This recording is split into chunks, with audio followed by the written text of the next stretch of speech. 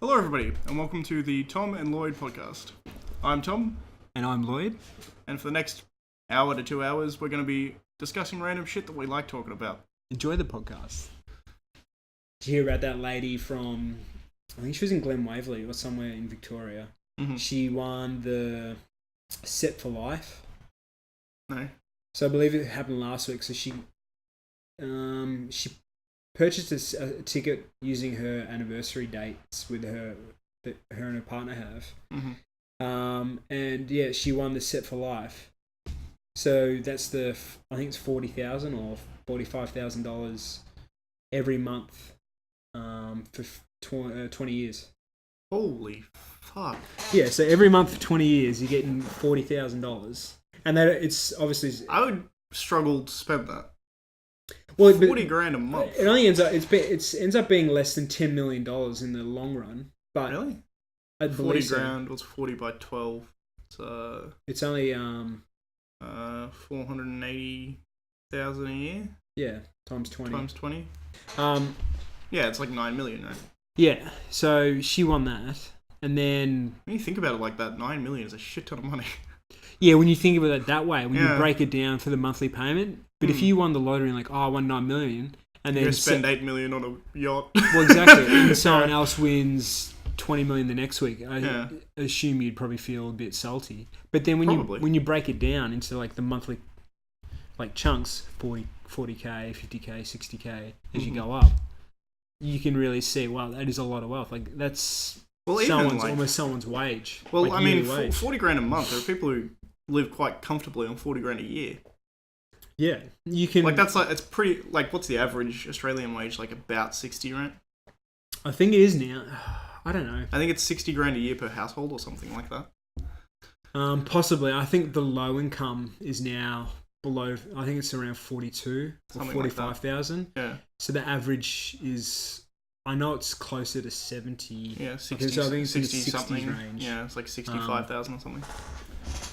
But it's the interesting thing about Australia too is because we've got such high income, everything is so expensive that it's kind of like you can't really compare it to like an average wage in America or something because it's not directly comparable.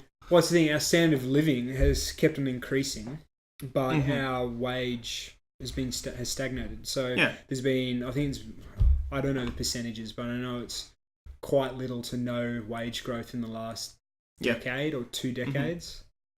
But at the same time, we haven't had, like, things haven't really gotten more expensive either. I don't know, maybe, possibly.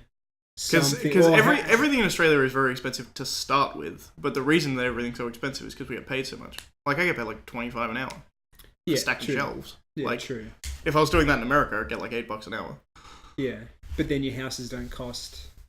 That's true. Yeah, I think if you took away the housing market, then you could say, okay, the price in Australia is not too extreme, and there are other places around the world, like northern parts of Europe, which are more expensive. But particularly because of their personal taxes, usually. Yeah, but but those countries. If you consider housing, it's so important. That's true. Yeah, I say it is arguably better to have lower income and cheaper housing. Yeah, it is arguably a better thing. I'd rather have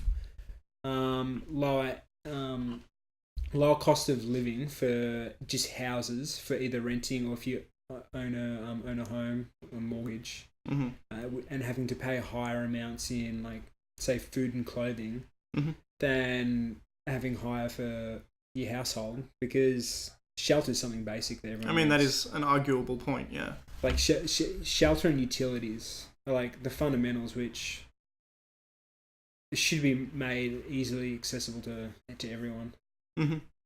I mean, it's the sort of age-old thing though, is how much you want to try and force that, because the more you try and force it, the closer you get to like a socialist state, and then inevitably you get crashes in all sorts of markets. Yeah, strange. It's not a simple calculation. No, it's not. And I think honestly there has to be a market crash for housing sooner or later in Australia, because essentially it's just going up and up and up. Well, they believe it's already begun to happen. Indeed. So it's one of the stagnating. Talking about one of the like sort of implementations of like government regulations and stuff like that. The one thing I think they probably should do is stop foreign investment into housing. As in people from China buying like 5 investment properties. Because if you continue to allow that, then you're going to get, well, one, I mean, if people from China are just going to buy Australia sooner or later. Yeah. But even ignoring that fact, if you've got outside investment coming into the country, it's never going to lower the price of housing because there's going to be more people buying at higher prices because they can. Would you just restrict based on investment? So it's like if it's an investment property, or would you still allow them to? I would still allow family homes? I think I would still allow investment property, but I think if you're like a foreign national who's trying to buy, who doesn't have a passport or doesn't live here, I would say, I mean, even potentially just go as far as citizenship. If you're either living here for, say, either citizenship or de facto Australian, which is to say you've lived here for a certain amount of time or whatever, then maybe it'd be okay. Yeah. You could always, Because I think the real problem isn't so much, like, there's nothing wrong with someone who wants to move to Australia or has dual citizenship or something wanting a house in Australia, even if they don't live there all the time and they're allowed to rent it, whatever, that's fine. But it's more of people who have, a lot of the time, it's with farms and stuff, because you'll have Chinese companies who'll just buy up a shitload of farmland. Yeah. And I don't blame the farmers for selling, because, I mean...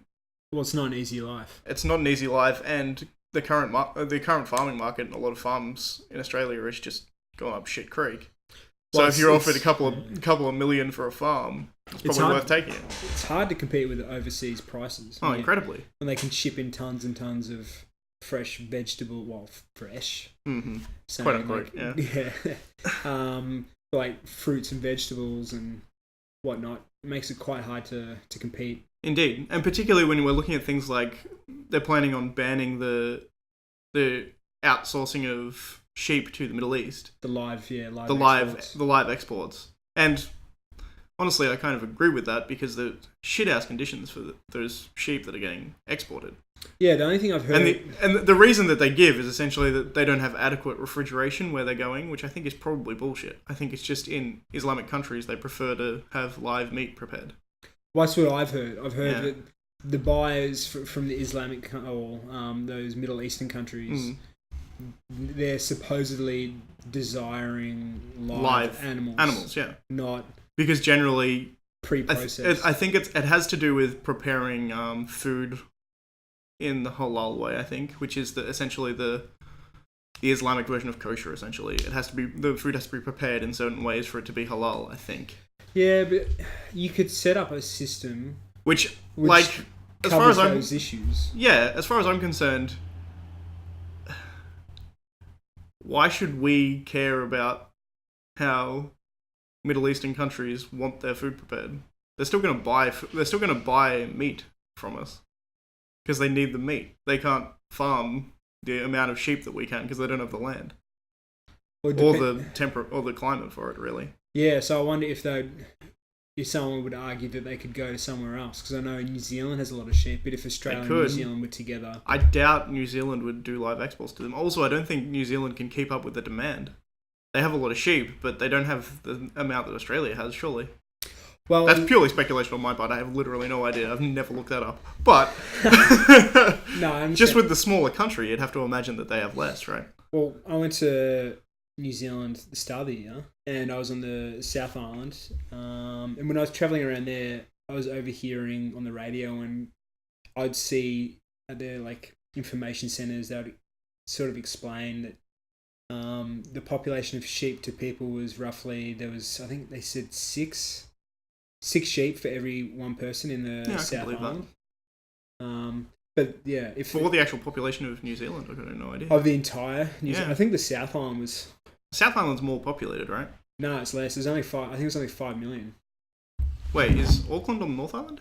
Auckland's on the North Island. Right. Okay. So Christchurch is from memory, their third biggest CBD, and that's on the south. But Auckland's their number one. Yeah, Auckland's the capital, right? Yeah, and that's on the North Island. But interesting.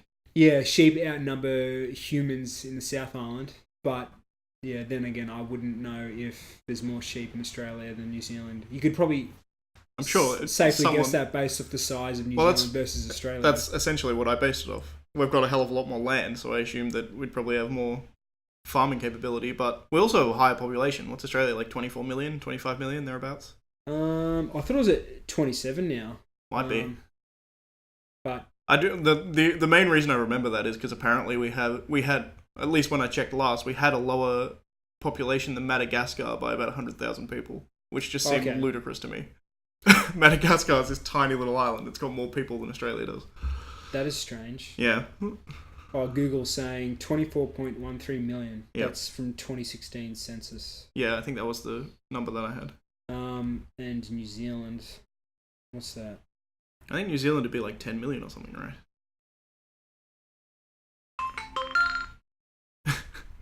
Text message? Yeah, apologies, ladies and gentlemen. It says here only 4.6 million. Yeah. That must be so on the South Island. It must be it's probably like 2 million. Yeah. Yeah, must be hardly anyone. Well, that didn't pay attention obviously when I was over there. Because it is a very small country. Yeah, so I do know that it's close to the size of Japan. Yeah, I mean they look very similar on a map. In any case. Yeah, that is true. They're even similar shape now. I think about it. Yeah, similar shape. They've even got a similar landscape, like mountainous. Then they've got the big flatlands where it's not mountainy, essentially. Yeah. Flatlands. They got flatlands and mountains. Coastal, but also sort of tropical. I know Japan's not as tropical, but it still has some tropical islands towards the bottom. Yeah, somewhere, I don't know. Well, they have. Japan's got 6,000 small islands or something. That has a lot of man-made islands in Japan. Yeah, that is true. I was watching... I can't remember the name of the suburb. I was there a couple of months ago. I probably should know, but I've forgotten. I know because I was watching the... I think it's called Wild Japan or just Japan on Netflix. Oh, yeah, I remember you telling me that. Yeah, 2-part documentary. But it's quite interesting. It basically went through the landscape from the extreme mountainous areas and then the flat areas to like the more sea-based areas where people would live on these small islands, and because they were very sort of rocky and sort of unfarmable on land because the soil was just atrocious, they would end up farming in the sea. That's where like seaweed would come from, and they have sort of just rows and rows of rows and rows of seaweed just under the water, and it looked like a normal farm, but you're just underwater. Yeah, it was quite interesting. Yeah, it is intriguing. Getting back to live exports, though, I realised we didn't actually explain it particularly well if you don't have any context. So essentially, Australia does live exporting of sheep to the Middle East. Yeah. We send shitloads of sheep over there, and they're all sent live, and they pack them all into big freight and send them over. Yeah, when are those? And there was a big expose on it, saying how badly they were treated. Last week or the week before? A couple of weeks ago, I think. Yeah, they really started. There was a couple of politicians who really started going about banning it because of just how shit the conditions were for the sheep who were going over there. It was pretty graphic. Some of the images. It was pretty horrible. Which I mean is always going to be. There's always going to be graphic imagery whenever you've got anything to do with abattoirs and killing animals anyway. Yeah. But it seemed unnecessarily cruel and shithouse. Yeah, and a lot of the sheep didn't even look healthy. I was like, no. Why? If you're paying a big money to get live sheep, you would expect them to get there looking vaguely healthy, because otherwise they're going to have shithouse meat, I would have thought. Well, so I thought you'd want your product, if it's, say, sheep, you want them to be as healthy and vibrant as possible, because But I think it would taste better, supposedly. You'd assume so. Yeah, less stressed animal usually means better meat, generally.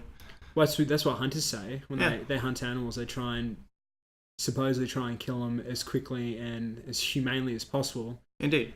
Because if they don't and they get stuck... And they get high adrenaline and things like that. Yeah, the adrenaline spikes and it apparently ruins the meat. And they stiffen up all their muscles and things like that, yeah, it becomes tough. So you'd imagine that the same thing would happen when you're transporting thousands of sheep by boat. All stuffed together, like thousands of sheep all stuffed into an area where they can barely move because there's so many of them.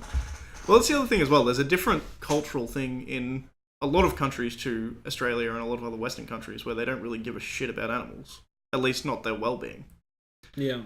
I remember talking about... I can't remember what country they were from. I think it was somewhere in Eastern Europe, like Albania or something. Yeah. but they didn't really understand the concept of pets. The idea that you would have an animal as like a friend would just seemed completely foreign to them, because to them animals were food and that was it. Yeah. And there is a cultural difference there, I think, in a lot of sort of Middle Eastern Islamic countries where a sheep is just a sheep. You eat it. But that person you were speaking to, do you reckon it was because of his or her culture, or was it just them personally? 'Cause I think it probably was cultural, because like even if you don't really give a shit about animals, right? Yeah. There are plenty of people who don't give a shit about animals, but they're aware of the concept that people do.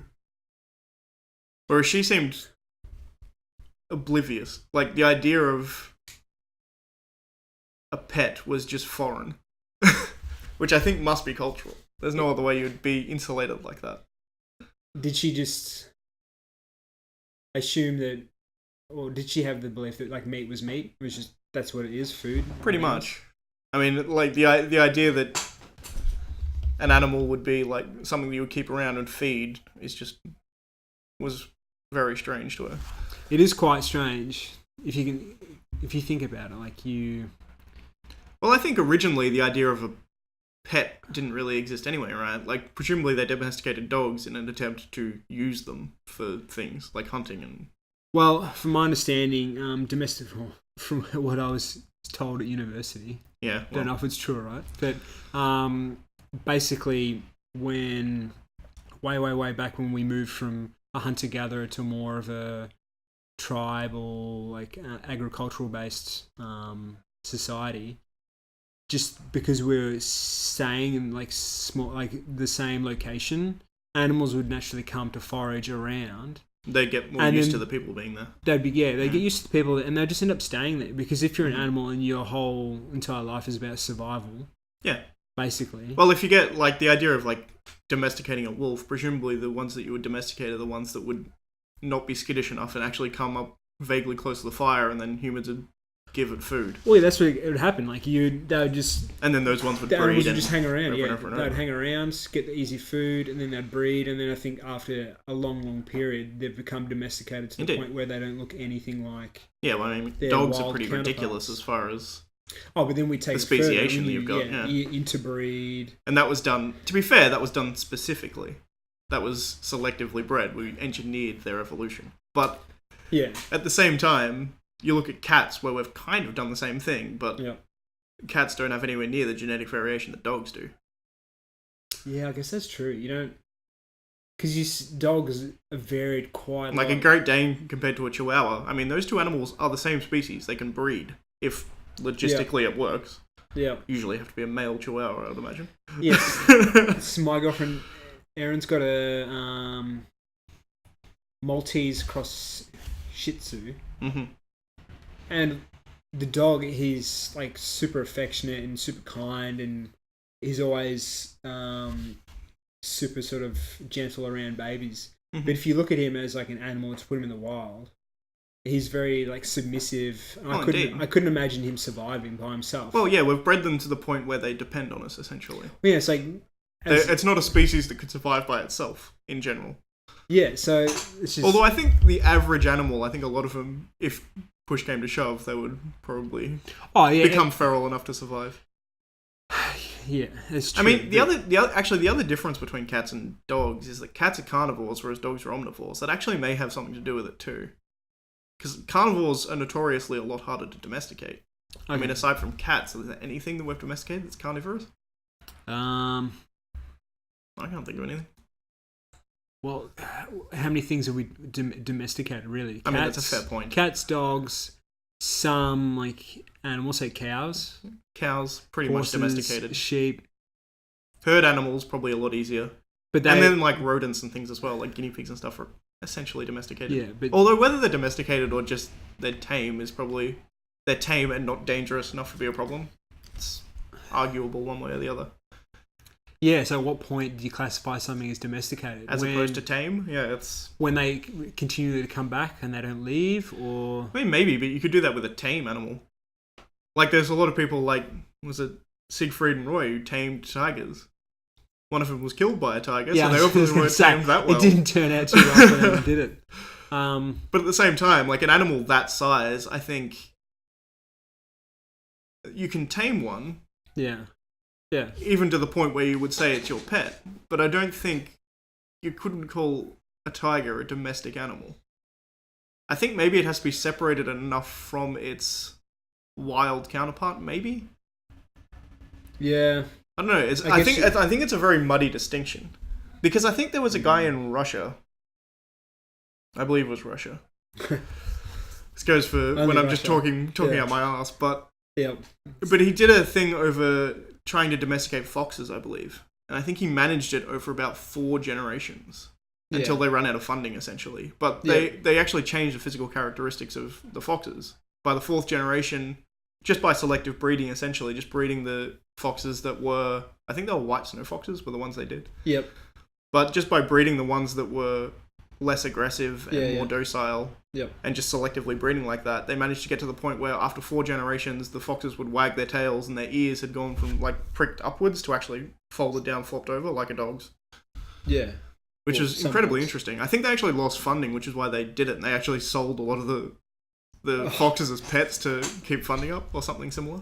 Oh, so they've lost their funding and then they're like in the shit, so they're like, okay, we have to... They sold them as pets, yeah. Sell them off as pets. Yeah, this was years and years ago. I don't know where it went from there, but it was very interesting because it was only 4 generations, which is way shorter than I would expect.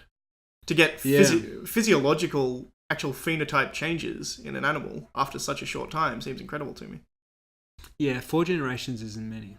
No. It's like, for a fox, I mean, how long does a fox live? Like 10, 15 years? Probably 15, 20, I guess, if they're domesticated. Yeah.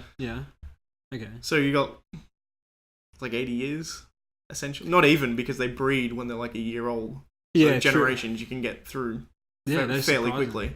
Like, you can get within a decade, I think you'd manage to domesticate them, essentially. Yeah. I think they also did a similar thing with rats, but they did it both ways, where they bred docile rats and they also bred all the violent rats together, and they made these really docile rats you could just hold in your hand. They made the other ones were like fucking monsters. They try and rip out your throat just for no reason. Which I mean, it's arguably immoral. I don't know. It's ethical grey area there, making monster rats, but I guess they don't care any different. Yeah, it's like why. It all comes down to why would you do it in the first place? What's the purpose? I think... I mean, I don't know. This is pure speculation because I read it so many years ago that I can't actually remember. But I think the point that they were making is that selective breeding is a lot faster a process than we originally believed. Oh, okay. And the idea that you could get even speciation within a relatively short time span if you tried. Yeah. So you could actually create something that was so far removed that it couldn't even breed with the original. Or if it could breed, their children were sterile or whatever, like you get with mules, where you get like a donkey and a horse that mate. They can mate, but their children can't. Okay. I didn't know that. Yeah, it's interesting. Essentially, I think the definition of a separate species is when the two things, at the least, either they can't mate and they can't procreate, or if they do procreate, their children are infertile. I think if that is the case, then they are technically different species, which is why a donkey and a horse are 2 different species. Ah, interesting. And it's why you never get mules breeding, because they're all infertile. Okay. Didn't know that. Yeah, it's interesting. Assuming I'm right. So, as is always the case, there's all these things that I've read or known in the back of my head for ages, and whether or not they're true or not. Yeah. I'm 90% sure I'm correct on that, but... It happens a lot. When someone correct me if I'm wrong, I'm sure. You read something and then it gets stuck in the back of your mind, and then you can't remember if that was the exact thing or if it's like sort of blurred and merged with something else you've read that is a similar topic. And how many things you end up sourcing that information from as well, because there's a lot of people that talk bullshit, particularly if you get a lot of your information online. If you read something that's online, it could quite easily be absolute bullshit. Yeah. Fake news. I was just about to say fake news. I can't do a very good Donald Trump, unfortunately. I should really practice that. Yeah. Neither of us is a overweight 70-plus-year-old. Yeah, that's true. He's not that overweight, is he? Not for a 70-year-old. He's probably average for a 70-year-old. Because people just get fatter when they get older, right? No. I think that's by choice. True, but it tends to happen simply because people are less active. And when you get older, you're less likely to be active. But you're less active. Being less active is still a conscious choice. Unless something's happened, like you had an accident where you've... Yeah, and when people get older, they get like osteoarthritis and shit like that, which makes them less likely to want to go and do shit like that. Yeah. But... I've got a hip replacement! No, but yeah, for actually being physically active, that makes sense, but... essentially, the point I was making is that like he's not like obese, and he's what I would expect someone at like 70 to look in general. I think the average 70-year-old probably looks similar to what... Well, they don't look orange, but... Well, in Western society, yes. Yeah, but that's true. If you look in a lot of other places, like Osaka, Japan, true. Going back to that documentary I saw, which is one of the blue zones. Yep. It's so interesting. They were filming. They were in Osaka, and then there's all these these ladies playing tennis, and they were doing it fairly intensely, hitting the ball back and forth, playing singles and doubles. And as they're doing it, the cameraman would sort of pan past and someone would be like, oh, hi, my name is blah, blah, blah. And then they'd say their age. And they're like, oh, I'm 96, I'm 98, I'm 102, I'm this. I'm like, well, you guys are moving more actively than some people in their 60s and 70s in a lot of Western countries. Well, Japanese people tend to live a lot longer in general. Because most of the, like, it's been going, people leapfrogging all the time, but the world's oldest people are pretty much always Japanese, if you notice. Yeah. Because what's the current? It's like 110 or 111, I think. It was fairly recently, I think, that they actually overtook as the world's oldest person. I'll have to look that up. Yeah, I can't remember, to be honest. But I'm pretty sure the vast majority of them tend to be Japanese. 117. 117, goddamn. That's a very old person. I don't even think I'd want to live that long. Because surely by that point, she's from Japan as well. Yeah. Yeah. But I have seen plenty of people from places like India. Yeah, that's also true. I think it's not necessarily if they're Japanese or Indian. It's probably to do with diet and it's culture and the idea of exercising and things, I would say. Yeah, so diet plays a part. Well, I mean, when I was in Japan, I lost like 10 kilos. Yeah, well, because one of the things is they tend to... Not as much now, but traditionally a lot of their food was plant-based. And then they would flavour it with bits of meat. The meat would be, I think it was, say, 10-15% of their total daily or weekly total calories was from meat. So a lot of it was just vegetables. Yeah. Vegetables and grains. So obviously rice. A lot of vegetables, dark. And you probably get a lot of flavour from spices and things as well. Seaweed, yeah, which are spices, so you get a lot of flavour for not much effort, essentially. But apparently, I overheard this on I think it was a Joe Rogan podcast.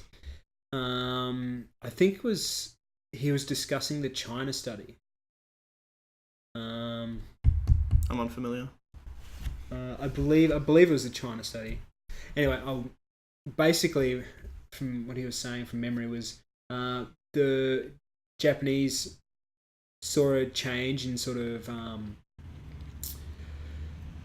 their sort of lifestyle after the Second World War, and once they were introduced to things like more dairy-based foods, and they were consuming higher amounts of meat. Yep.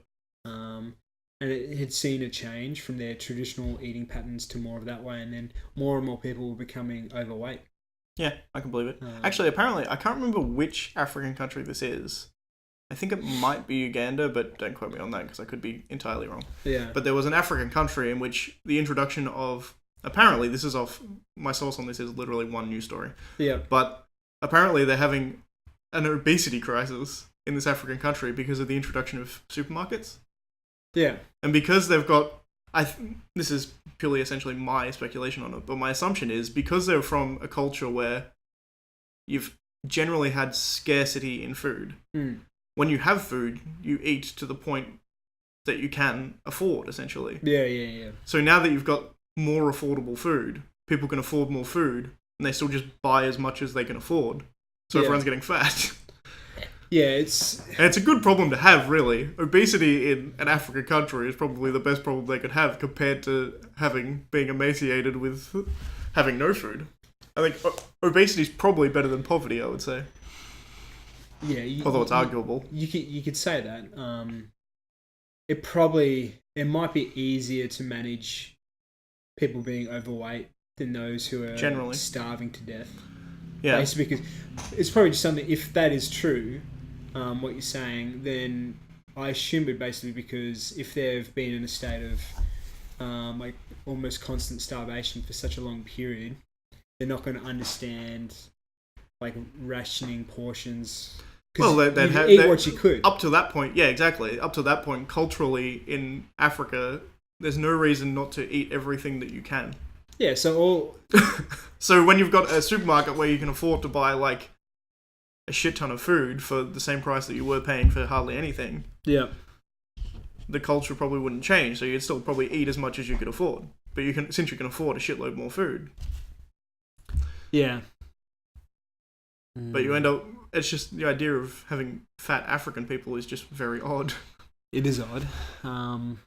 But once again, it's another sign of what can happen when a country begins to develop and take on Western-style principles. Generally. I mean, the idea of a supermarket is pretty much as capitalist as you can get. Yeah. So, there are countries that have gone through that before, like in Japan. In Japan and China. China has an enormous middle class. Yeah, exactly. And now, they still have a lot of poor people, but comparatively to even 20 years ago, their middle class is enormous. Yeah, and they're facing the same difficulties where their diets changed because of their cultures changing. Mm-hmm. And in effect, that's sort of causing or leading them towards being overweight or Trump-like in shape. A bit like a pear. He doesn't really look like... He looks like a pear that sort of fell out of a fruit bin. Got run over by the tractor a couple of times. It's not quite the exact plump shape. It's like a bit weird in some areas. Oh, yeah. Not to body shame. But, I don't think anyone cares. The kind of people who care about body shaming aren't the kind of people who care if you body shame Trump, I don't think. Yeah, that's true. And the people who don't give a shit about body shaming are the people who like Trump, so... Yeah, I guess that's right. It's a stereotype in both directions there. It's probably not a good habit to get into. Whatever. I'm fine with body shaming for the most part. I'm actually... If it's for something that someone can't control at the very least, I don't care about body shaming. I have no necessarily... Well, I mean, I probably wouldn't do it, but at the same time... Body shaming a fat person I find less egregious than shaming someone who's like physically disabled. Oh, well, yeah. There's a difference there, right? Well, isn't that because your belief is one person has had a conscious choice? Essentially, yeah. In what's taken place. If you're born with a physical deformity, there's nothing you can do about that. Yeah. Whereas if you're fat, you got fat. Yeah. And there are some people who have like glandular problems and things that make them get fat easier, but it's still down to you essentially. And there's other things as well, like I think there's actually a certain Tourette's medication, I think, which means you gain weight almost to the point where you can't not be fat. That's probably one of the biggest issues is the pill society that the Western culture has now. Mm-hmm. Everyone's medicated. But basically like a large proportion of the populations in places like the USA, Australia and Europe are all popping pills and medicated, and the side effects of these pills are things like weight gain or hormone imbalance, which also leads to weight gain. Yep. So... Well, I mean, I went to my brother's having a baby. Yeah. So I went to get whooping cough vaccination. Oh, yep. Okay. But when it was a new doctor that we're seeing because the old one doesn't work there anymore or whatever. But... This new doctor, he was just going through sort of basic information. He asked whether I was taking any medication. I said no. And he was surprised by that. Really? Yeah, he was like, none at all. I'm like, no, why would I take any? He's like, oh, it's just rare these days. Everyone's taking something. Yeah, it's... And he came from India a couple of years ago, so even him as essentially an Indian national was still surprised that there was someone who wasn't taking a bunch of medication. Was he also including things like vitamins or just like... No, he was essentially talking about Traditional any medication or like antidepressants or shit like that. Essentially, was what he was going at. See, yeah, it's a worrying thing. The fact that like he's just this GP found this surprising, like to the point where he thought it was worth questioning. Really, nothing. It's quite alarming. Yeah, it'd be probably quite easy for both of us to, if people were willing to divulge about like friendship circles. I assume there'd be quite a large amount of people who are taking pills for things. Probably. I think one of the biggest problems, I think probably more so in America than a lot of other places, but antidepressants. There's so many people who take antidepressants. Well, this leads me to an interesting it's on the same topic, but an interesting thing I came across. I think it was about a month ago.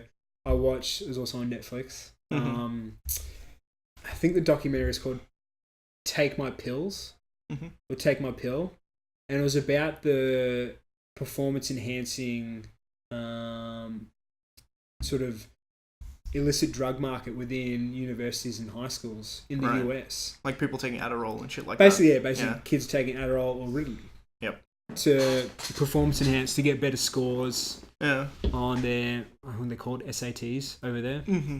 And in college. That's their standardized graduation test or something shit like that. I have no idea what it's called, but I know it's Australia's equivalent to VCE or kind of. I think it's just the exam component. Yeah. Or is it like college entrance exams like they have in the... I think they have separate college entrance exams. I think the SAT is more like a generalized thing that everybody in high school takes. I think it's similar to like... I don't think we have anything that's exactly similar. We used to have the NAPLAN. No, we didn't do NAPLAN, do we? I think we're too old. I think we did... we did something similar. The standard year 7, year 9, and year... And it had like ridiculously basic questions. Was it like 11? Draw a circle. Was it 11? I think so, something like that. There was some standardized test we did, and I think that's similar to what the SATs do, but they do one that's harder at a higher level, whereas we do a few going through. Yep. And in reality, I think we probably should have that, not so much for the kids, but more just to test teachers, because there's a lot of teachers that aren't very good teachers these days. Well, that is another topic we should discuss. Before we get onto that... How long were we talking, by the way? I haven't paid attention to the time at all. It's 5:46. Okay, so we're fine. It's about 45 minutes. Yeah, that's fine. Does that run out? Don't think so. So... What was I going to say? So these kids were... Well, the documentary is talking about how these kids were taking Adderall, Ritalin, and then it made me think about people when I was at uni and I knew a couple that were doing it. Mm-hmm. I just thought it was strange, and I didn't think it was directly for performance enhancement. I thought it was for like literally for concentration. Everybody's got bloody ADHD. Well, that's something as well. Was saying. There's a lot of people who are overdiagnosed with ADHD these days. That's basically what the documentary was saying. Like people could go in and they're displaying symptoms of just being distracted or whatever, based off because I could say just because every classroom is designed the same way doesn't mean it's gonna every student that goes is gonna. And also just a lot of the time as well, if you're talking about sort of young kids like 12-year-olds and stuff, particularly boys, get distracted. 12-year-old boys get distracted by everything. That's just what 12-year-old boys are like. Yeah, so it was just... If you give them Ritalin and then just medicate them until they're 20, it's not exactly going to be a good idea necessarily. I was just gobsmacked at how many people were actually taking it. And I was like, what's the implications? I know that Adderall in America, a lot of people take it strictly for performance enhancing. Like they don't have a prescription for it or anything. They buy it off Yeah, they'll just go to a doctor and say, I'm having trouble being distracted. Yeah, I'm getting distracted. I'm finding it hard to concentrate. I can't have a linear thinking process. There's probably a bunch of buzzwords you say, and then they sign you a prescription. Exactly, and then they give you a subscription. So many people using it. Well, having said Athletes, having said that, the one time I've ever seen NoDoz actually advertised is at the front of a university exam hall. And for those who don't know, NoDoz is caffeine tablets, essentially. Yeah. I don't know if they're a thing outside of Australia, but in Australia we have these things called NoDoz. And they're caffeine tablets. Essentially, one tablet is essentially the same as like a double espresso. Yeah, well, that's what Grant Hackett? Was that sleeping pills he got attacked? I think it was sleeping pills, maybe. I can't remember. thought there was some swimmer or Australian Olympic athlete that was... Was it Shane Warne got with his mother's diuretic pills or something? But once again, it shows there's a pill culture that's... Indeed. Surfacing throughout Western society. But yeah, I was so surprised the amount of people in college and uni were taking Adderall and Ritalin when they didn't need it for any real medical purposes. It's just for pure performance enhancement. It's like, is that wrong? I don't know. It's arguable. I mean, it may say something to the idea that if someone feels the need to do that, it may be a bad environment in the first place. As in, like, society, the way we've gone about education has got to this point where maybe we're in the wrong because there's so much pressure and stress that's forcing kids and young adults to turn to Ritalin and Adderall, which is an amphetamine. Essentially, yeah. So it's not much different from ice. A little less extreme, but... A lot less extreme. Okay, a lot less extreme. But I know what you mean. Principally, it's the same, yeah. It's interesting. But at the same time, I think probably... I mean, if it helps you, there's an argument to say that why not? Yeah, it's... Whether the long-term benefits, one of the long-term detriments, rather, are as bad as... whether it's worth it, essentially. That's what they said. There was some professionals, medical professionals and neuroscientists were saying the long-term side effects were beginning to show up in some students who had been taking it consistently, or those who were at uni taking it and then now taking it for their work because they can't cope without it. They couldn't just do their standard work volume. Well, that's another point actually, is whether or not, if you take it consistently during university, whether it actually dulls your concentration normally. So when you try and stop taking it, you just can't concentrate on anything because your body gets used to it. If you take it consistently enough, you could argue that it's still cheating. I mean, maybe.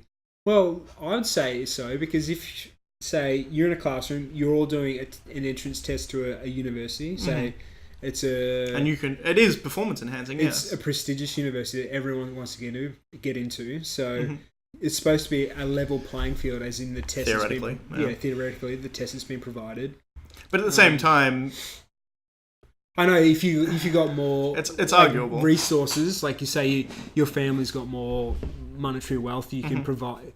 They can pay for tutors who can guide you. And you can get better resources in, like, better textbooks, more better digital aids, whatever. But then, if these kids are taking things like Adderall and Ritalin, how can other students who might find things like binaural beats? Have you heard of those?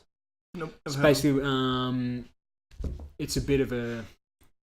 I think you'd almost say it's a bit of soft science at the moment, but the main basis is you listen to these beats and it'll be like a certain frequency or tone that's coming into your ears through a standard headset, and that will help put your brain in a certain operating... Interesting. Almost like put your brain in a certain zone. Like it sort of primes your brain for learning or whatever. It primes your brain for learning or absorbing knowledge. Interesting. So kids could do that.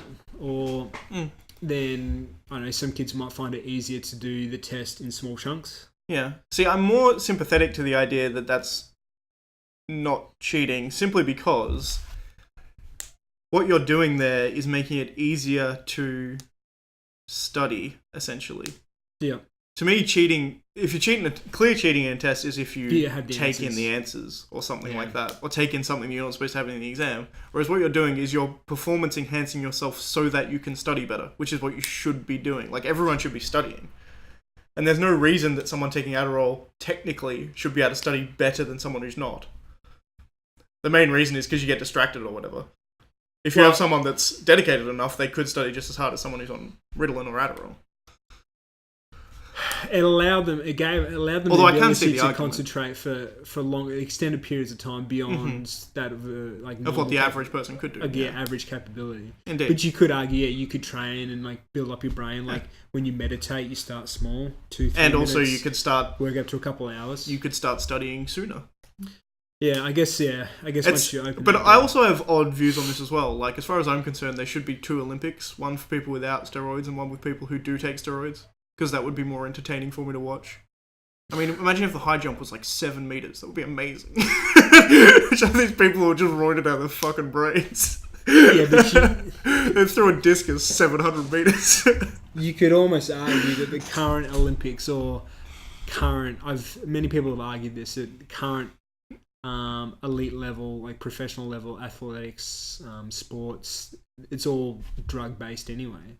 Maybe not. Well, I mean, 100% across the board. Russia in the previous Olympics, right? They weren't allowed to compete under their own name because of plenty of Olympians have been caught. Plenty of professional athletes like Lance Armstrong. Everyone knows now that he was doping, but then I've seen his argument. He's like, well, everyone else was doping. I just did it, and I eventually got caught. But there's a lot of people which still haven't been caught. Yeah, I mean, he says that. I can believe it's true.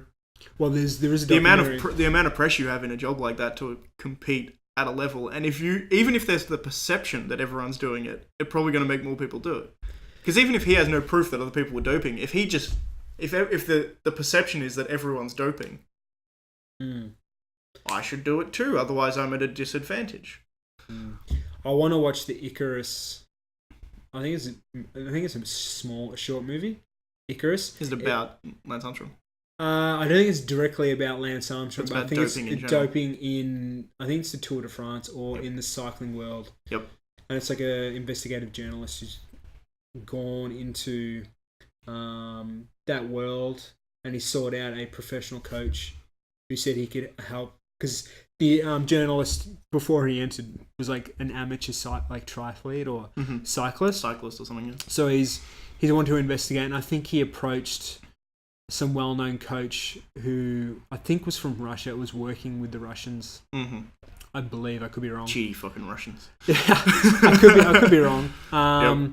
And they had an agreement that he would help him dope or whatever, and to see the results and see if he could get caught. Yeah, as part of the documentary. Well, I mean, so that would be interesting. I might talk about that in the next podcast. Yeah, I mean, it is interesting, most definitely. The idea of doping culture, because you've got people who are in a situation, and it's very similar to the school situation, where you're thriving to be the best. It's probably more so even in sports than it would be in particularly singular sports than it would be in school or whatever. But you have people who are, particularly in things like cycling and like singular sports where you're the competitor. I think team sports, I don't think it's as likely. Although we've got the Aston Football Club in Australia. It's an Australian football club, by the way, for people. Yeah. For those who aren't Australian. For our international listeners who may be listening from... Who have no idea what AFL is. Various locations. Yeah, but then again, if say you're in high school and you're vying to get into a good university, like an Ivy League, which, to use an American term, I would say there's just as much competition. Because... Arguably. But there's a difference there being that one's monetary based. One is directly based on your livelihood, whereas the other is kind of, but it's sort of tangentially based. If you get into an Ivy League, chances are you'll get a better if job. You get into, like, say, well, not always, but usually the rumour for those who aren't from Australia, not rumour, the saying goes, if you go to somewhere like Melbourne University, you're set up for life. Yeah. And that's an Ivy League school. So, indeed. But I understand what you're saying. If you're a professional athlete and you're getting paid to come to training every Tuesday night and then perform on the weekend, then and doping would be more of a desire. Yeah, and particularly if you're doing competition things like Tour de France, people who win Tour de France get paid a shit ton compared to the people who lose. Yeah, well, plus things like sponsors. So yeah, true. You are true in that regard. I guess it comes back to just the competitive nature now in schooling. Well, that's exactly right. Is that schooling is now competitive, which I mean, it always was to an extent. It needs to be. Everyone can't be like the winner. Well, like it needs to be competitive. It has to be, by definition, because there are some kids that are dumb and some kids that are smart and some kids that are thoroughly average. Yeah, it's how the world works. It's not a bad thing. Yeah. I think it is important that we keep some sort of competitiveness. Because then, if you're successful, you know, okay, what I've done is working, and if you've not saying fail, but if you've got a lower mark than what you had planned on, or your final score was less than what you'd hoped, then you know, okay, I didn't do the right thing, so something needs to change. Yeah. But yeah, it's interesting, the whole pill popping. Indeed. It is weird. But talking back to something we were talking about earlier, and we almost went on the tangent and stopped ourselves. Talking about the lottery ticket? No, I was talking about testing of teachers.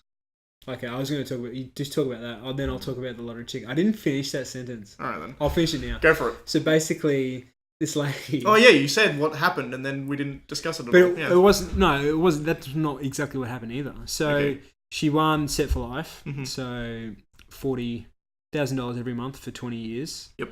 Based off her anniversary dates. She bought a second ticket for her husband. Yep. Who won with the same dates. Interesting. The exact same competition the next day or on the same day. I can't remember if it was the same day or the next day, but within like a day or two. The odds of that. That's in two separate draws. Two separate draws. On two the same numbers. Two Division 1 wins on the same numbers. So they both got... I mean, winning once... That's what I'm saying. That's one in 40 billion or something. Yeah, that's what I'm saying. The chances of her just winning that's ludicrous. Division 1 it's like astronomically is small. Insane. But the fact that you want to win it twice. The second ticket she bought with the exact same numbers won again I was like, smells like cheating to me. It does. That's like... We'll keep an eye on that. I'd have to actually write down and figure out the math, because even winning it twice in a row is something. Exactly. That's incredible. Like, that's like... It's 1 in about 40 million to win it once. Second time is 1 in 40 million. Compounding that to do one sequentially after the other is astronomical. Plus the same numbers. And if you get the same numbers, that's ludicrous. I don't know. So that just seems impossible. It's insane. But there was also another man who, from Byron Bay, won Division 1. Went and bought another second lottery ticket, won Division 1 again. Holy shit. A week later. There's lucky people in the world. That's pure luck. Pretty much.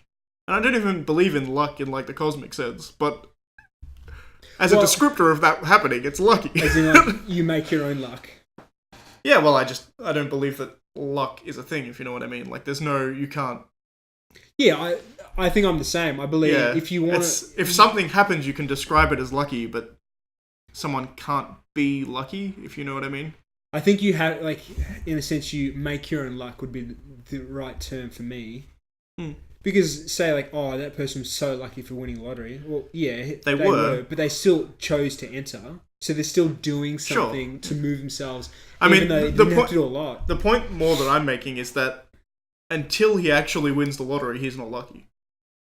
It's not like he's lucky and that's why he won. He won, and therefore he is lucky. It's a weird distinction, but it's... Oh, I see what you mean. Yeah. Okay. Whereas there's a lot of people who say, like, I'm a lucky person, therefore I do all these things and good things happen to me, and it's just confirmation bias of good things happening, and then they say, oh, look how lucky I am because this good thing happened to me. So interesting that happened. Yeah, well, it's astronomical odds. Yeah, it's insane. It's ludicrous. But to get to... Teachers, the point I was making is that there is a lot of teachers in Australia that aren't particularly good teachers. But the problem is that I know because of I think mainly it's because of the strength of the teachers union. But I think there's no testing of teachers. Well, we went to the same school. Yep. And we're in most of the same classes. Yeah, most of them. I believe so, yeah. I think up until like VCE, we were pretty much in the same classes for pretty much everything, really. We did most of the same classes in VCE anyway. That's true. VCE, by the way, for those not in Australia, it's essentially senior years if you're American. Yep, and A-levels for Europe. Yeah. Or Britain. I don't know if Paris and the European Union do A-levels. I don't know what the European Union do. Apologies. Probably something weird. Damn European Union. 1,000 apologies, listeners. Yeah, so we had the same teachers. I'm trying to say this as nice as possible. We had... Just don't use names, and you can be as mean I'm not going to use... No, I wouldn't use names. We had a couple great teachers. a lot of average teachers, and then a few really shit ones. A few they're just lazy. I wouldn't. Which makes them a shit teacher. Yeah. Well, if your whole entire job is to educate someone, what's the thing? Like, if your job is to educate someone, why have such a cookie cutter approach? Like the same thing for everyone. Pretty much. Anyway, which is kind of that's somewhat inevitable just because of the size of classes. I don't believe so. So I was hiking up in Alinda in Victoria. Yep. On the weekend, walked past, I think it was the Alinda High School or Callista High School. They had anyway on the front of this school gate. They had an advertisement for enrollments because for I think second semester 2018 or something. Or even for next year with individualized lesson plans. So each student would have an individualized lesson plan. So if you have 20 students, you're doing 20 individual lesson plans. I mean, I guess you could do that, but it can be done. It can be, but it's I'm not saying I'm not a teacher. I'm not saying it's easy in a class format, though. Yeah. Well, I've heard of some places doing it. I know it's like a more modern approach, and I know. Well, for those of you who aren't from Australia, we just had a big government what would you call it? Like admittance that they stuffed up the education of pretty much. What generation are we? Gen Y. Something like that. I think they're saying the last. I think was it 15, 20 years? Was it just 15 years? I think it was about 15 years or something. Yeah, their approach to education was lacking. Yeah, basically. And it was essentially the reason was because it was all standardized testing. And that was the main focus. Which there's nothing necessarily wrong with standardized testing, but the problem that they had was that they were so unmoving on the standards that a lot of them were silly. Like they got rid of things and said, "Oh no, you can't have that."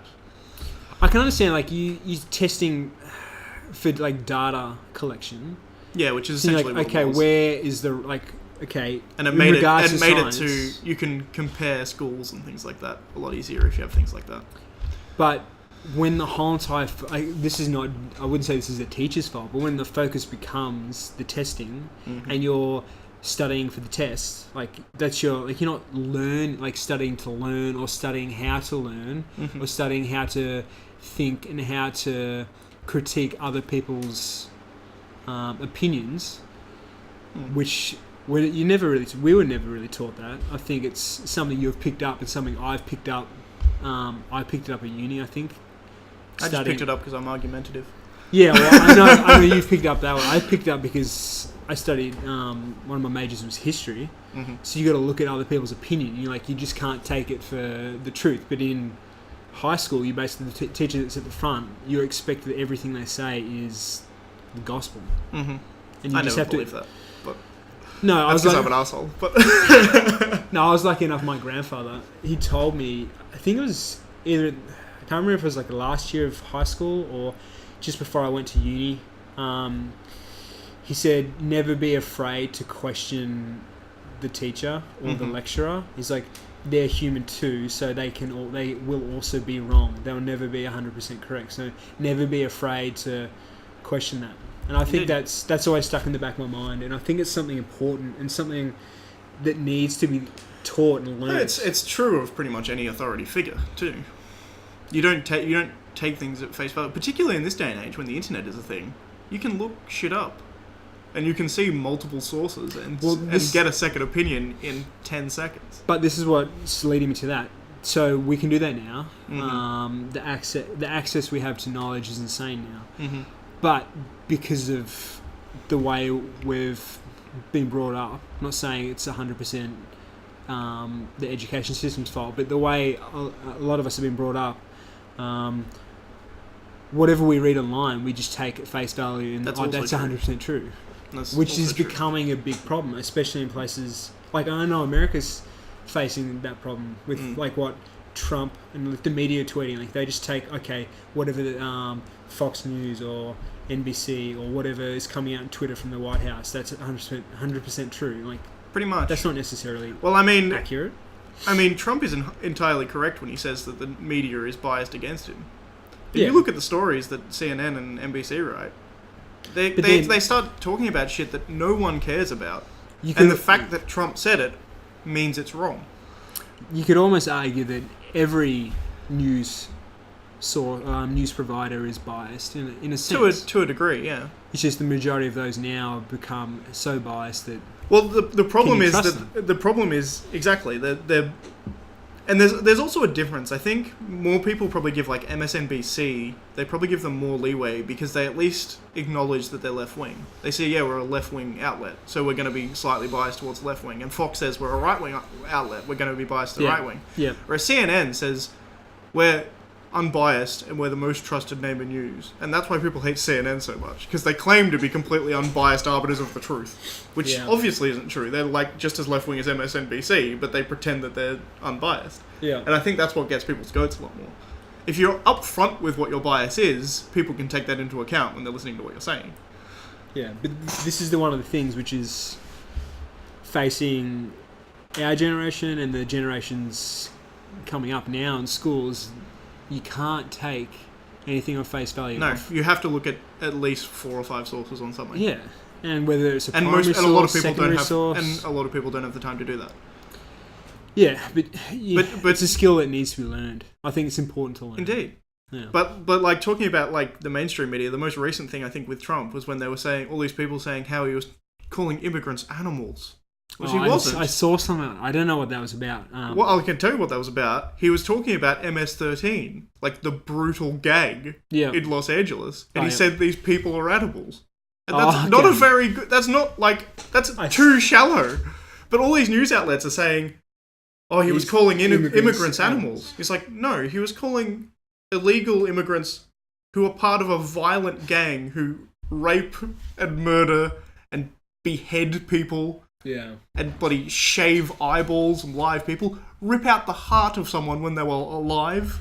Like, these are things that... Jesus. I know, they're possibly the worst gang in America. Sound like Aztecs. It is fucking Human horrible. sacrifice. It is. They are possibly the worst gang in America, I would say, MS-13. But he was talking about them, and he was clearly talking about them if you watch the full 30-second clip. But most of these places... The worst ones were 30-second clip. Yeah. The worst ones were the ones that showed the clip, but they cut it off just after the question you got about MS-13, and that is straight up dishonesty. That's not even like some of them. Maybe you could say that it's lazy reporting. They've seen someone else report it and they're just parroting it out. But I think it's fraudulent. Yeah, it is. It's dishonest purposefully because you're trying to push a narrative. Yeah, and. Like shit, there are plenty of things that you can criticize Trump on properly. You don't need to do that. Yeah, why do you have to keep going? And I'm not saying I agree with Trump 100%, but why... I actually do agree with a lot of his policies. As far as policy goes, he did a hell of a lot better than I thought he would do. Yeah, to be honest, he has surprised me. I jokingly said, I think he might win. He won. Mm-hmm. I was like, I wonder what's going to happen. I try to always keep an open mind with everything these days. Obviously, everyone has their own bias, but he has surprised me. Some of the things he's managed to do. Well, I mean, I'm fairly conservative anyway, so I'm generally going to approve of conservative policies. There's some of the things he's done that I've disagreed with, but for the most part, I think I've probably agreed with the stuff he's done. But I actually thought when it came down to after he won the primary, that shocked the shit out of me. I didn't think he was going to win the primary, but the fact he won the primary and then he was up against Hillary Clinton, I thought he's got a chance of winning it. And I was saying it for a long time because I knew how hated Hillary Clinton is. She is quite I think if the Democratic Party hadn't essentially just screwed Bernie Sanders and forced Hillary Clinton in, which is essentially what they did. If it was Bernie versus Trump, I think Bernie probably would have won. It definitely would have been a lot closer race. And I hate Bernie because he's a socialist. But at the same time, he's not as socialist as Jeremy Corbyn. True. From what I've been told. Jeremy Corbyn's pretty ridiculous. Wasn't he a lecturer at university? Probably. They're all fucking they're all fucking socialists. Anyway, we were talking about testing teachers. Is that what you... Well, yeah, the point I was making about that is the fact that the teachers argue that they shouldn't be judged on how good their students are. And to a degree, I get that point of view, because you could be stuck with a class of shit students. It's a possibility. But that doesn't mean... Like, in any kind of population you have of workers, there's going to be, like, about 10% that are amazing, 10% that are shithouse and probably should be fired, and then the rest are all average teachers of varying degrees. To make the teachers better, you need to fire the crap ones and continuously make them better. That's the only way that you're going to get better teachers.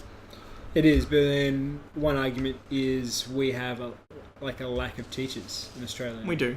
Which I find, they always say that. They always say, oh, there's not enough teachers in Australia. Like, we're lacking in our numbers.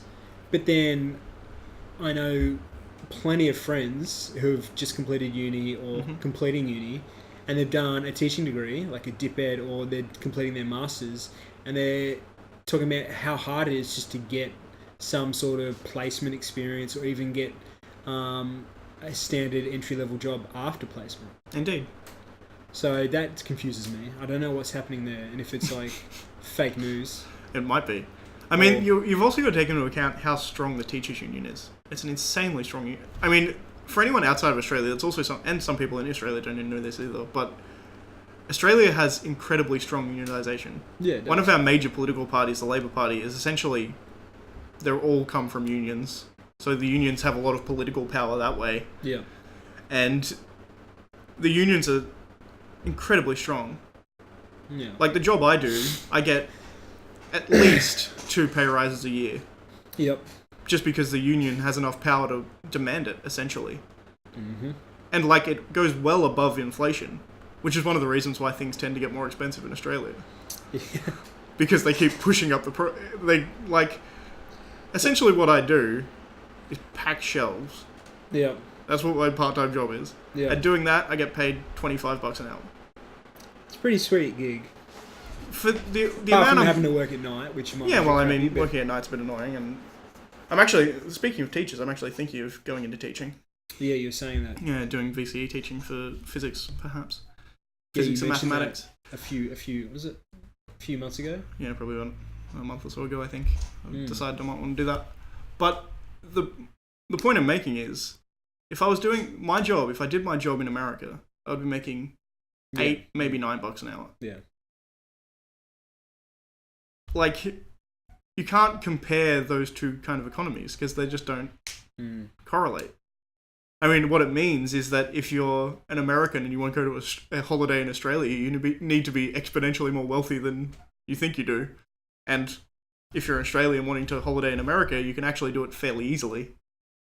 Because if you're working like a shit kicker job, you're still getting paid pretty much at least $20 an hour. Even if you work at Macca's, you're getting paid like $20 an hour.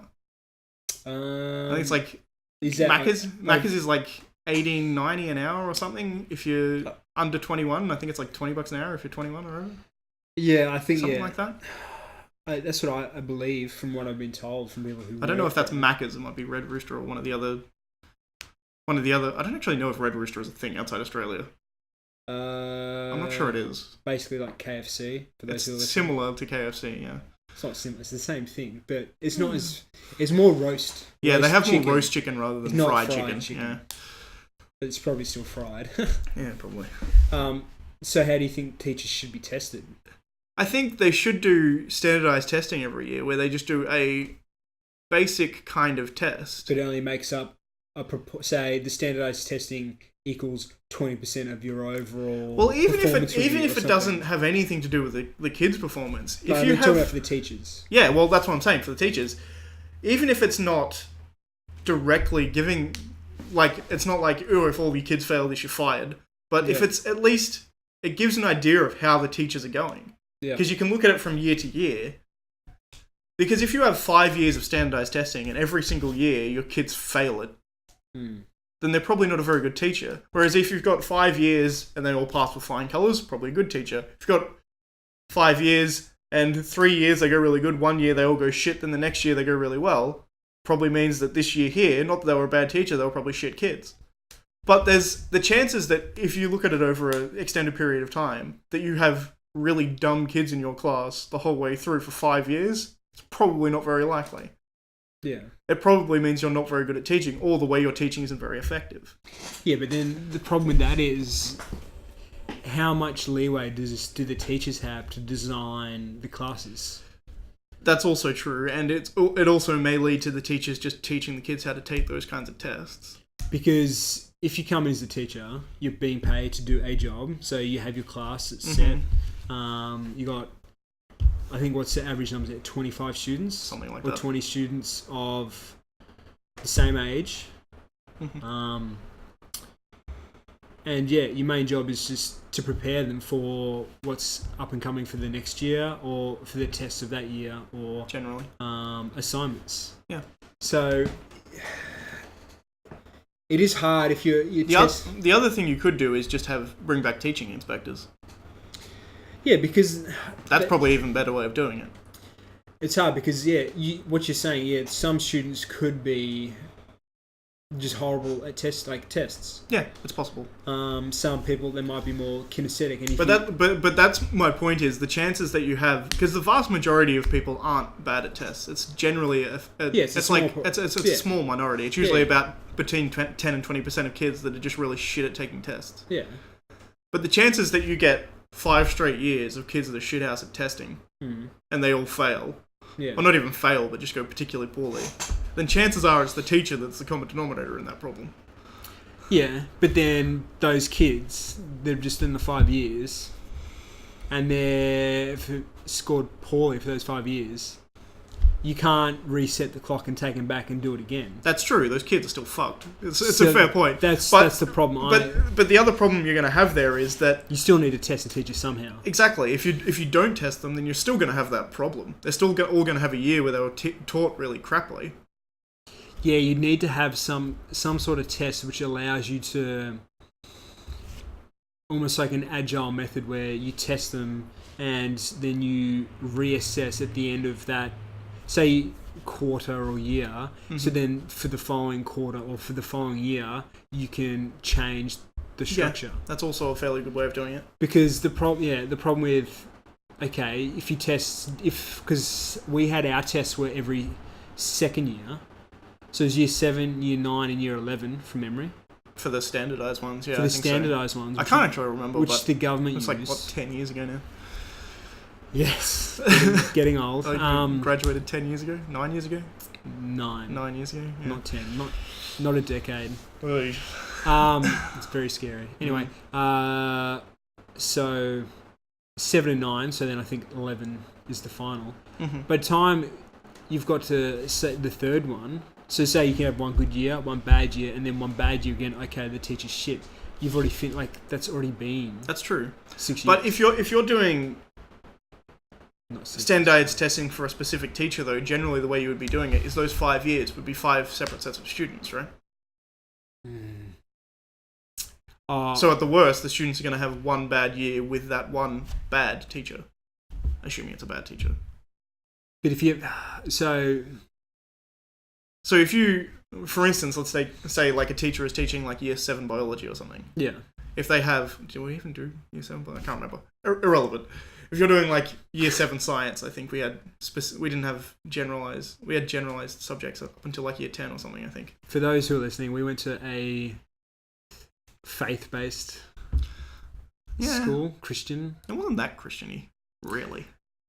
I think it was in their selection of subjects they taught. Yeah, maybe. I think their science was very light. I'm pretty sure one of our teachers was a creationist. I'm just putting that out there. I remember making a comment about carbon dating once, and he was like, carbon dating never worked. Yeah, maybe questioned slightly, but... Yeah, something like, we never really spoke about evolution or anything like that. It was very... That's actually true. Although I didn't do biology in VCE, so I don't know if they did. I'd have to ask someone. You wouldn't have to talk about evolution just in biology. True, but it's where it's most applicable. It is, but... You never did it in like year 7 or 8, though. I don't think we never did in history. Yeah, that's true. Although evolution was kind of... Like, that's prehistoric, right? Strictly speaking. Well, that's still... History is everything in the past. I don't think it is, technically. I think history is very specifically everything up to the point that you were writing shit down, right? Because that's what prehistoric means. It was before the point that things were recorded. Possibly. That might... Anyway. Because when you hit that point, it's no longer history, it's archaeology, usually. Or paleontology. It's all guesstimation. Pretty much. I mean, a lot of history is as well. No, it's truth and fact. Everything I've ever been taught is true. It's like the pyramids are built by aliens. Yeah, it's well known. The Earth is flat. It's on the back of a giant turtle, don't you know nothing? Yes, exactly. Anyway. NASA's lying to you. Don't be a shit. Was it shill? No, what's Shrill? it? What's the term? Well, they use sheep a lot. Sheeple? Anyway. Wake up, sheeple. Yeah. I love conspiracy theorists. They're great. But yeah, so you were explaining how the testing would work across multiple years. Mm-hmm. So you're saying you have a year 7 class doing X subject, a year 8 class doing Y. Well, I'm more saying it'd be over 5 years of the teacher's career, not the student's career. So you would have... But doesn't what we have here, don't the teachers go up with the students? Or is someone Not really. else? I see, maybe I'm thinking of something else. Because we had different teachers from year to year, right? Some years we had the same teacher. Sometimes, but that was kind of them. They usually took 2 subjects. Like if they took like year 10 biology, they'd take year 11 biology or whatever. Well, you definitely need to test the teachers. It's just the way of doing it is logistically difficult. But I think one of the best ways to do it would be to have like school inspectors. You just have people who come in occasionally and sit in a class and see how the class goes. Well, yeah, it's like what's your definition of a successful teacher? Someone who has the ability to pass on knowledge effectively, essentially. Basically, yeah.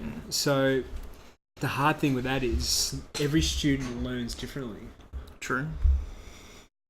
Even though the majority may fare well in a classroom environment, I still think it's too archaic the way we educate the young. It's too industrial. Maybe. But the problem is we have so many kids that I still think it's hard to do otherwise. I'm not saying it's easy, but... Unless everyone's homeschooled. I know a lot of people in the US are doing that. A lot of people are, yeah. I think particularly a lot of conservative parents aren't liking to send their kids to school to learn about gender unicorns and bullshit like that.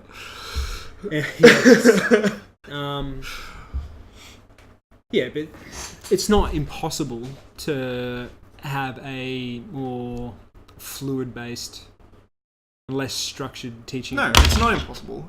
And it's potentially doable, but it's... Well, look at Finland. In my mind, the way... Well, I think it's not just Finland. I think it's the Nordic countries. The way the Nordic countries handle schooling is the best in the world currently. Arguably, yeah. Based off all the testing as well, if you look at the hard data, or data, if you look at those results, it shows that across multiple topic areas, science, mathematics, I think they do science, mathematics, English. I don't know if they do phys ed. But anyway, in like the world rankings, they consistently place high in all those categories. That is true, and it's hard to compare after school because all those countries are so small. So trying to compare them to larger countries, they never do as well as far as business and stuff like that all the time. But that's probably just because of smaller country size. They're bigger than Australia for population. Population depends on the country. So some of those countries are absolutely tiny. I know they are quite physically small. But, because I think Norway's got, like, hardly any people. Same as Switzerland. But Australia doesn't have a huge amount of... Considering our land mass, Australia's got hardly any people. Yeah, so... Everyone lives on the coast.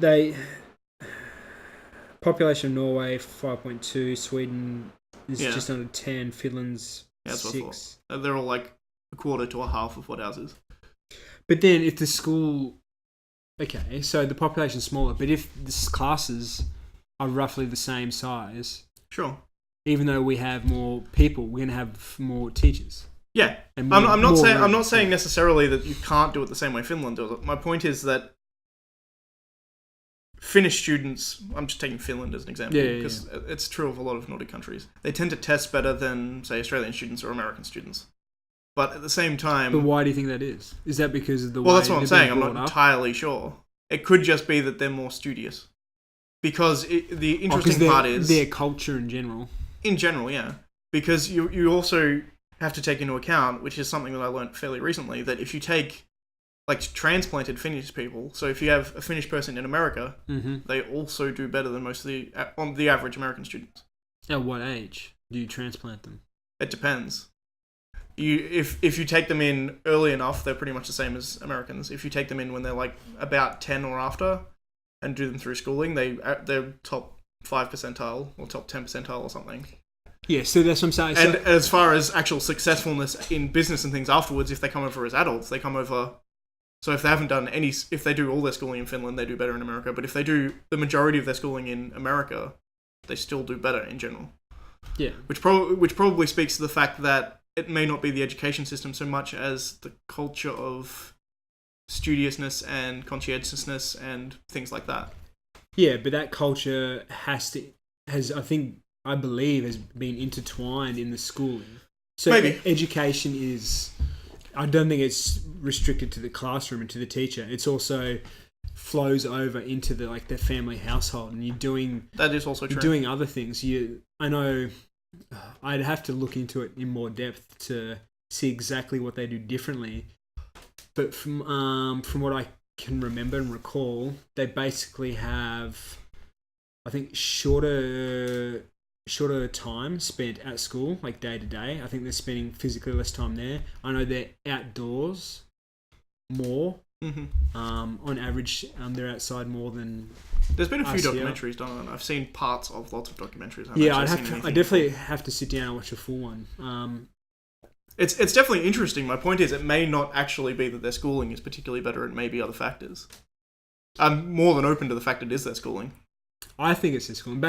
Based on the responses from many professionals who study specific education specifically and lecture in education, the approach that's taken, but it's their main arguments, the approach that's taken by the schools and the teachers, but it's also the approach that's taken by the country and it's the culture that surrounds it. Indeed, yeah. So I think it's in Finland. Based on where you live, you're randomly sent to schools based on a postcode. Yeah. So you don't get to choose. There's no school competition and things like that. Which is different. Which arguably could make a difference, I suppose. But it would mean that it spreads out the population density of people more. So you don't get a school, a good school that's full of a bunch of smart and rich children. And then you've got a crap school that's full of a lot of dumb shits. Which can happen here and in America and other places as well. Because essentially, if you have smart kids, if you've got rich parents, generally speaking, rich people tend to be more intelligent than poor people. Or it's actually the opposite. It's really that smart people tend to be rich, is generally the way it works. But so you've got rich people, their kids are generally, on average, smarter, so they go to the high schools, and the poor kids that are smart get scholarships to go to the better schools. Which means that you're left with the kind of... I don't want to say crappy schools, because there's a lot of teachers in these kind of crappy schools that are better teachers than in the private schools. But they're stuck with students that are a lot harder to teach. A lot of them get into trouble with drugs and all sorts of stuff like that. It's sort of those sort of classic sort of dead shit schools, you know what I mean? They've got that kind of stigma behind them. And when you've got that kind of separation, all the kids here aren't going to be as successful as the kids that go to this school. In general. But whereas if you do it based on area... Like a postcode. Yeah, if you do it based on a postcode, we live near Wonga Park, we go to Wonga Park. Yeah. If you have something like that, then the school in Wonga Park is going to have a standard deviation of what the population would be. Strictly speaking. Although I guess that still doesn't work because you've got rich areas and poor areas, right? Yeah, that is true. So it still kind of happens. I wonder if the reason why they've done that is, if all your students at this school have come from this one, this one specific area, if their like day-to-day experiences are influenced by their surroundings and their environment, then okay, you can say these kids, because they come from this area, tend to have difficulties in these things, but tend to excel in these things. So it might be easier to map for that. Perhaps, yeah. But that's just pulling shit out of my ass. Yeah, well, it's fair enough. I also either read or watched that they an article or a YouTube video. Mm-hmm. I believe they were saying that in some schools the age is split. It's not everyone's the same age. Mm-hmm. I think they can progress based on their abilities. Yep. We kind of do that here, but nowhere near to the same degree. Yeah, and I wonder if it's if you're generally better, then you move up a grade, or if you're better, really good at maths, then you jump up the maths class. Because that's kind of how we do it. We have fast tracking classes. But you're only ever allowed to fast track in year 10. That's true. We sometimes have people who like fast track in earlier years. Like if you have someone who's particularly exemplary in grade 3 or whatever, sometimes they'll just put them in grade 5. Yeah, they'll jump a whole. There's some jumping a whole. I wonder if they just do it per individual subject, because you could be really great at science and maths, but really bad horrible at language comprehension. Yeah. Language comprehension and physical education. Yep. So you can jump ahead in these and join this class, who's level 2.1. Mm-hmm. And then you stay at level 2.0 for these others. I think that's arguably a better way of doing it for a lot of things. Because what did I do in year... I think I did my VCE a year early for one of my math subjects. Math methods, I think, is what we do in Australia. Which is essentially algebra. Yeah. And calculus. But I didn't do that until VCE, and that's when they really said, oh yeah, if you get really good, you can fast track this, and whatever. I can understand there being some hiccups with things like, if you're really young and you're jumping 1 or 2 levels up in some sort of there can be problems socially. That's what I mean. Socially, like you're so much younger than the others. Particularly when you're young, it's not so much of an issue. Like at uni, it doesn't matter. Like exactly. You're in uni with people who are 30 and 40, it makes no difference. But when you're 12 and you're in a room full of 14 or 15-year-olds, that's a huge difference. It's only a couple of years, but that makes a huge difference socially. Well, it does. It definitely does. And that can... I don't know whether that's necessarily detrimental, but I can definitely see that it could be. Well, I think it is, because you're the result of your experiences. Indeed. And you're kind of missing out on a section of your childhood socially. So just because you spend 45 minutes in a class learning a topic, but then while you're in that class, you're in that social setting, and then while you're waiting to go into the class, you're in a social setting. Yeah, I think inevitably you would start to... You'd spend more time in the social setting than in the classroom. Yeah, you'd spend more time outside your own... I mean, I don't want to necessarily say social group, because it's not necessarily... It's more age group is the point. Yeah. But it's... I could see that having potentially detrimental effects, but... Well, it's interesting. It's hard to say though, because how often that's done, I don't really know. And I wonder if it's mainly in Western societies. If you hang out, we hang out in age groups.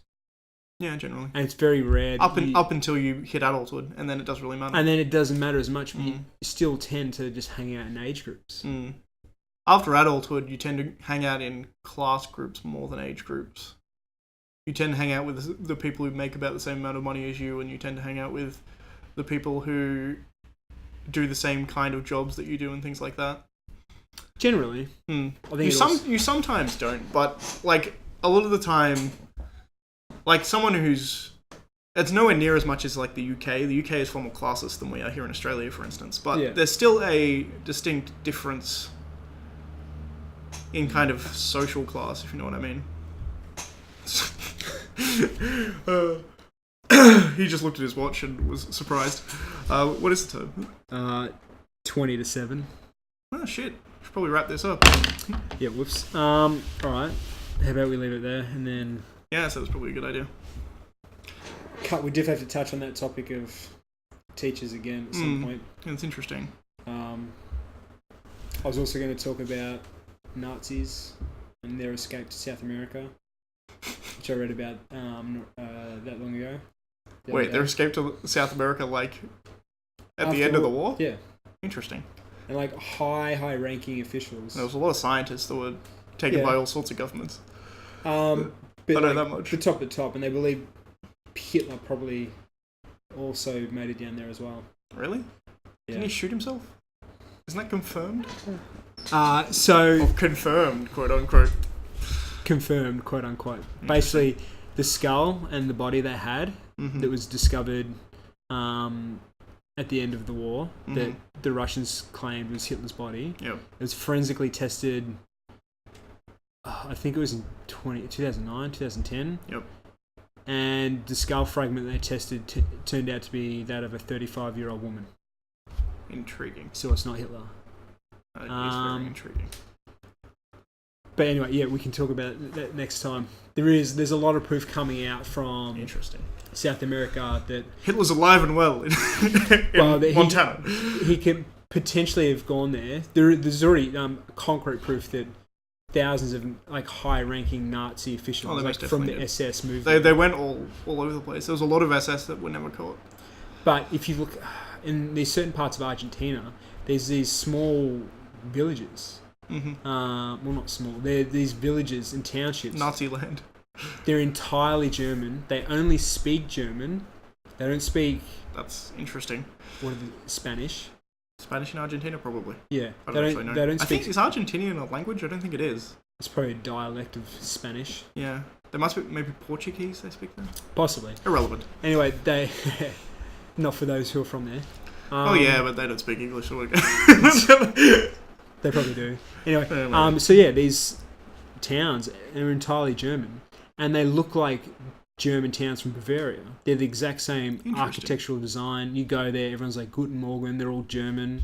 They speak German, and apparently, like in their houses, they've got all these artifacts from Nazi Germany. Like they got like SS medals of valor, and they've got... And the idea being all of their ancestors had all this shit when they moved over, so they're like their grandparents... Yeah, all their grandparents or great-grandparents were basically Nazis, and the highest level of Nazis. Like SS, sort of SS general type. Yeah. Interesting. So, we'll talk about that next time. Yeah. Alright. Thanks for listening, and we shall see you next time. Alright, over and out.